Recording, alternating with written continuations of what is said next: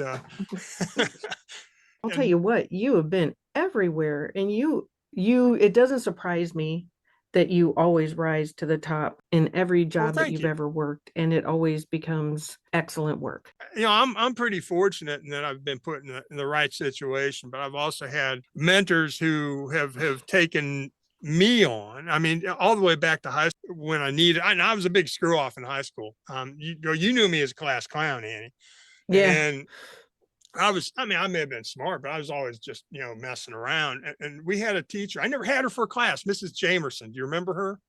I don't. But anyways, I was doing my usual stupid stuff in the hall one day, and she walked up. And you couldn't get away with it as a teacher these days, but she did back then. She walked up and she grabbed me by the shirt collar and she kind of turned me around and she put her finger in my chest. And she knew exactly what she was doing. I had no idea until later. Puts her finger in my chest. She goes, "You think you're so smart.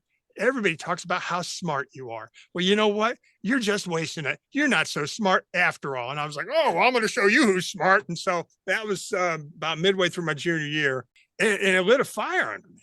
And I went from being kind of like a just get by student to, an A and B student. I really pushed hard for Wow. that and turned it around. And that's how I was able to. I got into American kind of probationary.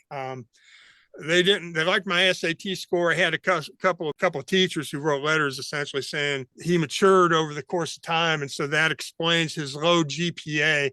It wasn't Ugh. anything to be proud of, but they went to bat for me. And America says, "Okay, you got a semester to prove yourself," and here I am. I was fortunate to get into that school and do what I was able to do, and that set me up. I had profs there, I had friends there, and then once I got into the business, I had people who looked out for me.